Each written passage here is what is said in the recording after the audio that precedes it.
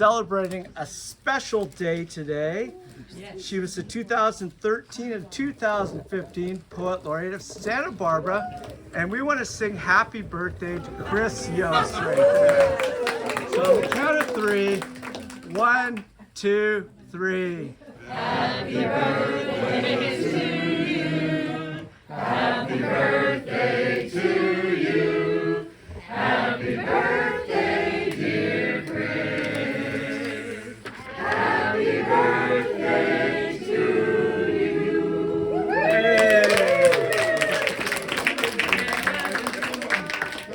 It just goes to show you that you should not heckle your host here. Otherwise, it calls yourself to attention. So thank you. You were supporting. Thank you. Well, tonight we are so pleased to bring two of our local poets. First, the gentleman standing in front of the sign. He served as Santa Barbara's Poet Laureate from 2009 to 2011. He's an emeritus professor and the founding director of the Creative Writing Program at Santa Barbara City College. He's currently co-editor of Anacapa Review and the California Review of Books, and publisher and co-editor of Gunpowder Press. Oh yeah. As we say in the cable television and the Ginsu knife commercials, wait, there's more. More than 500 of his poems have been published in English language journals around the world. His most recent book is You Caravaggio, with another, The Moon Shall Not Give Her Light. It's coming out due in January. So please welcome David Starkey.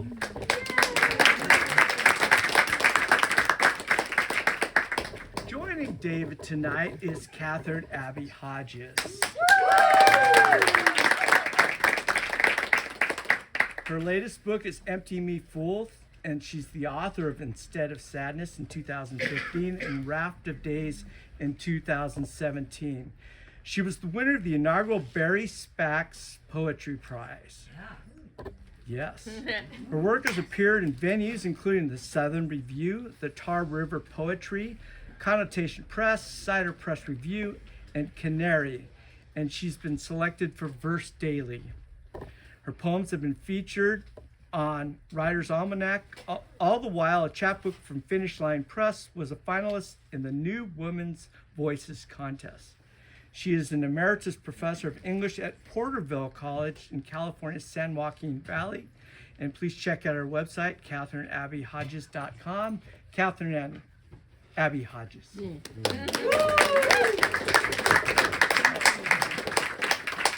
want us to take it away? Well, Yeah. So my poem is a downer and her poem is not. Both are not. So you go first. Okay. And on a high note. A little foreshadowing. So my book is a biography in poems of Michelangelo Merisi Caravaggio, and there's not a lot of information about Caravaggio's life. A lot of it is just when he sold a painting or when a painting was put up in a church. There's some, legal settlings against him. He famously murdered a guy during a tennis match in Rome, and he had to escape. He went to Naples, then he went to the island of Malta, then he went to Sicily, and he went back to Naples. And during his time in Malta, he was the Knights of Malta beat the crap out of him because he, called them out on something silly. Anyway, so he was finally kind of called back to Rome. Mostly things seem to be forgiven as long as he gave all his paintings to Cardinal Scipione. And so I'm going to read the final poem. This all happened hundreds of years ago, so Caravaggio is dead. He's going to die at the end of the poem. I know. But what is historically known about his final few days was that he took a boat from Naples, and then he was going north and he was in a town called Paolo. The boat was pulled over. He was arrested for a day. He evidently bribed his way out, and then the boat took off without him. It took off with his paintings, and so he was supposed to go from Port Ercole, which is about 250 miles north of Naples, into Rome and start his life over again. So there's not a lot of facts, so this is almost entirely fabricated, other than those little few points that I just gave you. It's called Port Ercole. Mid-July, 1610. Rome at last calls for your return. On board the felucca you have hired to sail you from Naples to Port Ercole, you stow 3 stray canvases in the hold as gifts for Roman patrons. 2 St. John's and a Magdalene. Heading out, the wind is favorable. 9 months after the attack, and your face is forever aching. Your jaw is sore, the cracked tooths infected and throbbing. The scar running along your cheek won't heal. Still, the air is soothing, and when the boat and waves move as one, you feel as though you're painting the Mediterranean as it unspools before you. Unexpectedly, the captain docks at Palo. When the commander of the garrison boards, demanding to see papers, you have none that satisfy him, so he hauls you ashore. As you struggle and curse, 2 guards remove your dagger and your sword, slamming shut the prison's door. By the next day, you've paid off the right people and are free, but the boat and your paintings have sailed on without you. Stupid with fury, you begin walking north on a dirt path along the salt marsh, sweating, swearing, slapping at mosquitoes, cupping your pulsing jaw between your hands. In the nearest village, you hire a horse and cart to carry you to Port Ercole. The bouncing rattles your wobbly head as the summer sun reddens your face and shaking hands. The driver insists on stopping the night in Civitavecchia.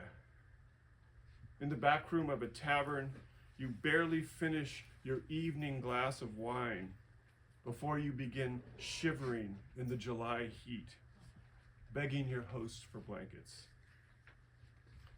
The next day's journey is a blur. Farms and scrubby trees, a field of flowers, vermilion like the robes you wrapped around both saints and torturers. It's evening by the time you arrive in Port Ercole, the cart rumbling across a spit of land to the little town crouched beneath a fortress. Squawk of gulls and merchants hawking fish at the quayside. You pay your driver, who turns and rattles off without a word. Everyone stares. You ask for the harbor master and finally learn your boat has come and gone. Your paintings were not left behind. You collapse at the water's edge. For a while, it is only shadows and light, a whirl of images, pretty boys and spurting blood, fingers pointing and shafts of light. Then there's a priest, and you are being carried by 3 strong young men, one of whom cradles your ruined head. You awaken in a small, dark room. This is the confraternity of Saint Sebastian, a man with eyes as blue as cornflowers says. He smooths your mass of damp and tangled hair back from your brow and tells you you have time for one last prayer. You nod, barely. Your mouth won't work. You can only think it through. Here's the prayer. Jesus, take this man, your flawed servant, Michelangelo Merisi, born in the faraway province of Lombardy, into your merciful hands. Now that he can no longer curse or beg for favors or stand up from this cot or move his arm to hold a brush or fix on a single memory to carry to hell or heaven, or, God help him, even draw a breath.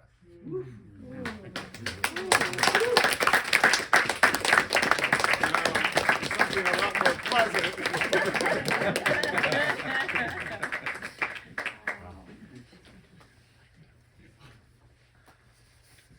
We really wanted more. Yeah. That's funny. Wow. Okay. Thank you, David. I'm eager to read the book. And I've never written a book like this that is, that's organized around, it's essentially a project around, and is it chronological in terms of the paintings that you're responding to? Yeah. Okay. Well, thank you.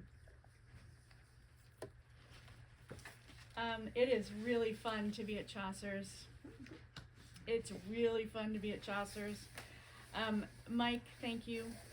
And Jen and Mark, Jen and Greg, pardon me, thank you. David and Chris, the birthday girl, and David Starkey, thank you for publishing my book and my 3 books. And thank you all for being here. It's lovely to see family, to see friends, friends I haven't made yet. I'm going to read just a few poems in hopes of giving you the flavor of this book, Empty Me Full.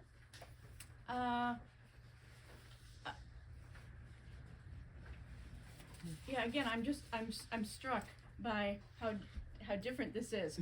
I just write poems, and I'm really slow, and I revise and revise and revise, and at a certain point I go, oh, I think these poems are kind of talking to each other, and let's see what they're saying, and then I come up with a book. The first poem in this new book kind of sets out some of the thematic material, so I'll start there. It's called How It Goes. I have a little obsession with time, as you'll hear in the poems I'm reading. I'm also very interested, increasingly as I grow older, in questions of what we can know and how important is it to know, and so forth. How it goes. The river rose some more, and we learned floodplain, as in, thank the fates there is one, though we hadn't known it. Thank all the stars above, those that have gone out, and the ones still casting light into a future we won't see. What else don't we know? Almost everything. In time-lapse images of the night sky, the paths of the stars leave lit scars on the torso of heaven. Oh, let time lapse. Then what? The mice nesting in the piano, the one bound for ruin in a meadow under the arch of a dying oak, east of somewhere briefly famous. Let them dance on the strings, make a new song. Let the worm in the oak dream as it chews.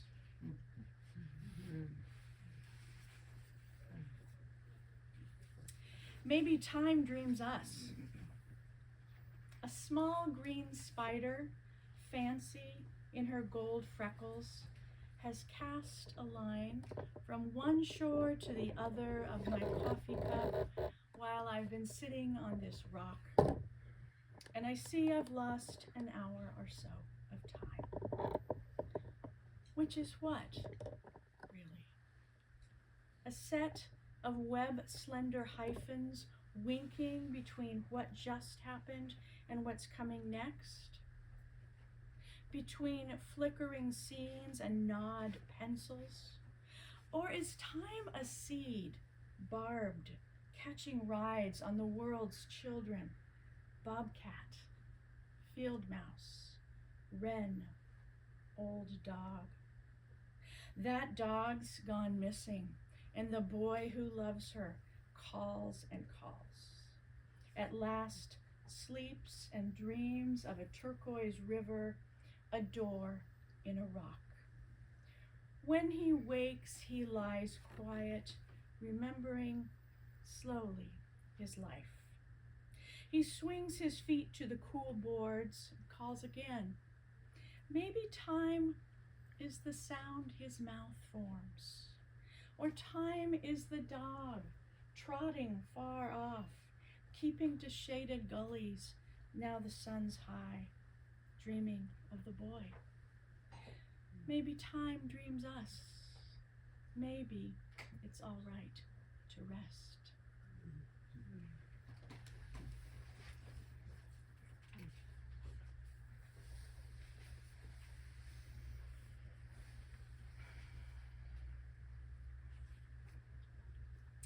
Old blue shirt. A time zone away, someone I love is taking a test. For him, I've tried to hold myself still for a square inch of time. It's the least I can do, and the most. Something like prayer, but less wordy. This is the boy who saw an angel down a dim hallway at dawn. Years later, another in the Grand Canyon, mineral visitor, feathered flood and flame. Something passed between them, I think, though I didn't want to pry. I haven't seen an angel, but I've taken years of tests, lately of my vision, my platelets, my capacity for stillness. Oh, wait a minute. Could the bird that sang, "Sweetie, sweetie, sweetie," a moment ago really be singing "Stupid, stupid, stupid" now to the same tune? In my mind, a table. On it, the usual mess, sweet and stupid, stupid and sweet. And me in my old blue shirt, in a chair from a long gone kitchen, looking out the window at myself looking in, and both of us thinking, how did we get here? And can we stay forever? I'll read just one more. So my parents loved Chaucer's, and once we were over that season of, you know, the tricycle under the tree at Christmas and the hamster cage and all that kind of stuff, the prized gift was, we came wrapped in a Chaucer's bag with the cat and you know, and red ribbon. So this, I'm going to read this for my parents.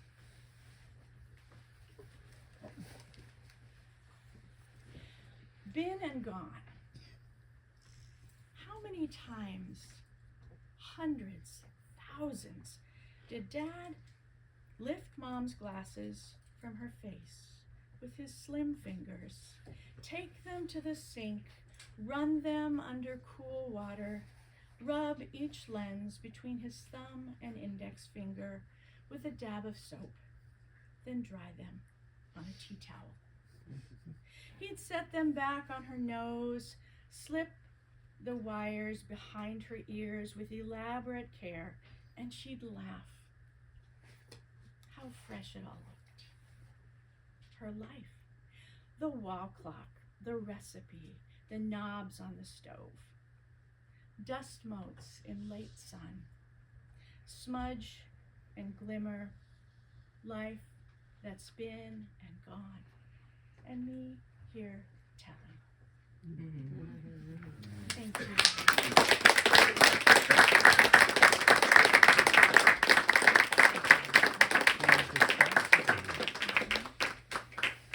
Do you want us to? Yeah, why not?